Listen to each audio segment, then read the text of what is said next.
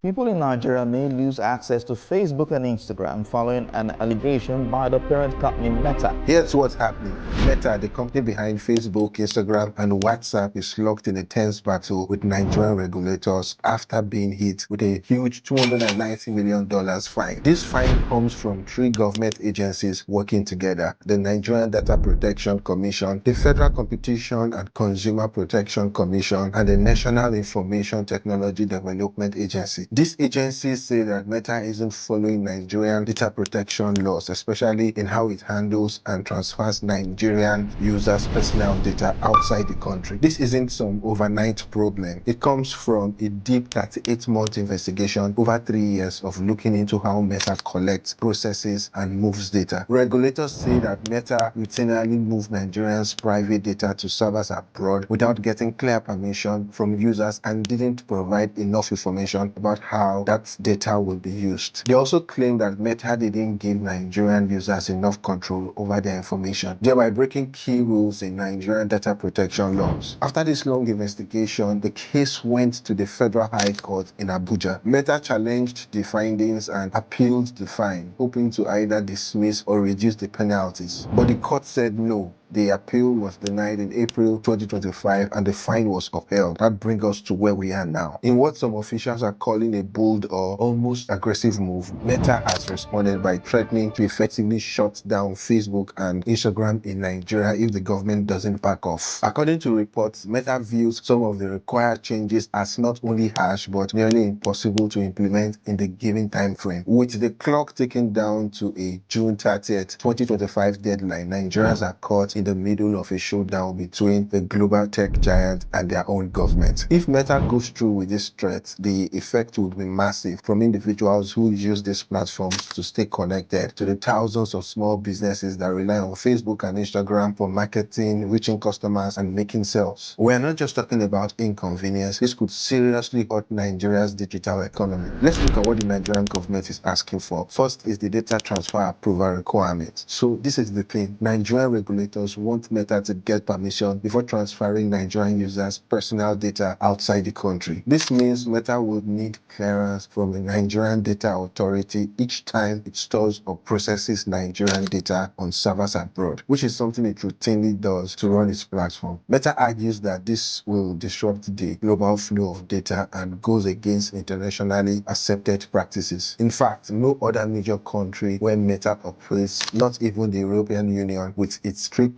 privacy laws, requires such approvals for each instance. Then there is the educational icon requirement. Nigerian authorities are insisting that Meta display a permanent icon across its platform that links users to government-approved videos about digital privacy. These videos would teach Nigerians about how their data is used and the risk involved. The content will be made with Nigerian NGOs and universities. Meta argues that while education is important, hard-coding this kind of content into the user's interface goes beyond normal regulatory expectations and could lead to similar demands from different countries, each with their own education agendas. I don't think they're against education. They don't just want to set a precedent that could become unmanageable globally. Now, about the timeline. The Federal High Court in Abuja upheld the regulators' demands in April 2025. The court set a strict deadline of June 30th, 2025, giving Meta just a few months, or I'll say weeks, to make the changes or face consequences, which could include being shut down in Nigeria. Sources close to the case say that Meta is considering both whether the changes are technically possible and legal options, including possible appeals to regional economic bodies like ECOWAS. What makes this situation particularly difficult and a bit tricky is that complying to this isn't just about paying money. It's about redesigning key parts of Meta's users interface and backend systems to satisfy a single country's laws. That's what Meta says is unworkable, especially when similar demands could soon come from other African countries watching how Nigeria handles this. So right now, Meta is weighing its options. Does it give in to these demands and risk setting a new global precedent? Or does it stand firm even if it means pulling out of one of Africa's largest digital markets? And mind you, the Nigerian government isn't keeping quiet. In a quick and strong response, officials have called Meta's shutdown threat a formal corporate blackmail. The government insists that they are simply doing their job, protecting citizens' data and enforcing laws that are long overdue. According to spokespersons from the Nigerian Data Protection Commission and the Ministry of Communications, allowing any company to operate above the law sets a dangerous precedent. What's more,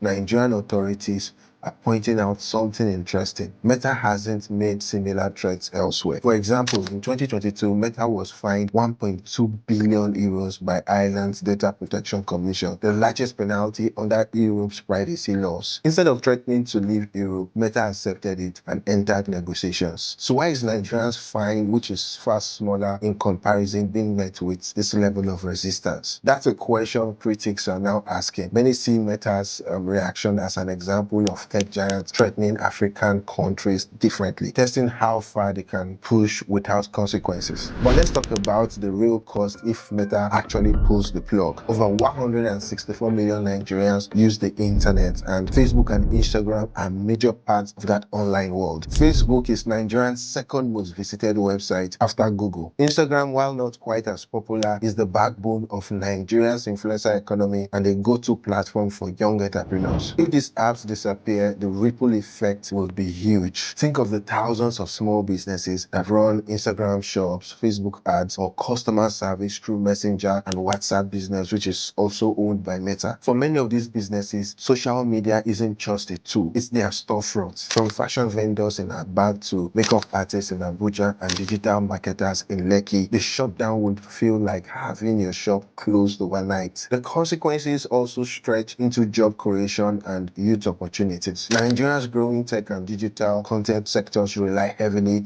on Meta's platforms for visibility and reach. Digital creators, comedians, video marketers, and online teachers have built full-time careers using Facebook and Instagram. With Nigeria already facing high unemployment, especially among young people, removing these platforms could increase pressure on an already struggling economy. And don't forget communications. Facebook groups, pages, and even Instagram direct messages are vital for connecting families, religious groups, charities, and communities. These platforms also play a major role during elections, crises, and public health campaigns. Removing them could cause more disruption than many realize. What we're looking at here isn't just a corporate standoff, it's a potential disruption of daily life for millions of Nigerians. The digital economy, which contributed 11.3% to Nigeria's GDP in late 2024, stands at a crossroad. Will Nigeria back down or stand its ground? And will Meta really walk away from one of Africa's most active internet markets? This dispute between Meta and the Nigerian government is more than just a corporate argument. It's a defining moment in Africa's digital independence journey. I believe that what we're witnessing is a struggle over who really controls data in the 21st century: global tech giants or national governments. On one side, you have Meta, a multinational with billions of users and a business model built around global data flows. On the other side is Nigeria, Africa's most populous country, saying enough is enough. We want control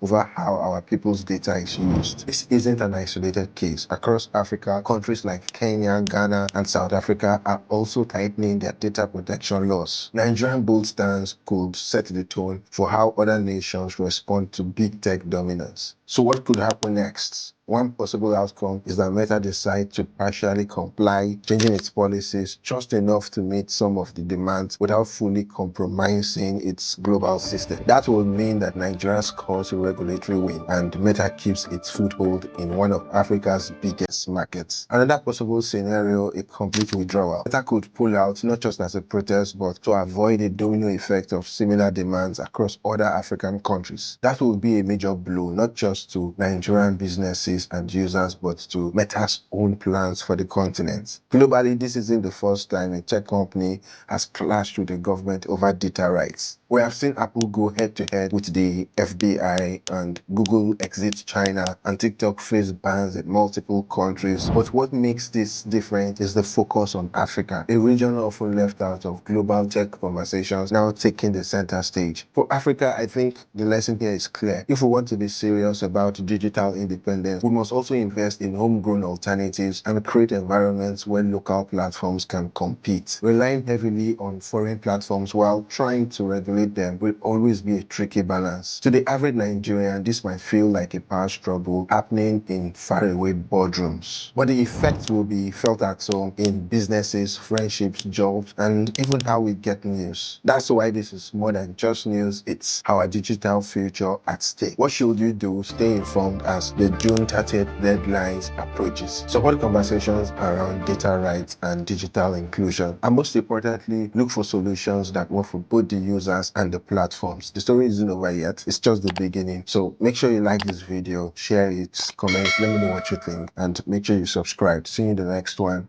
Bye for now.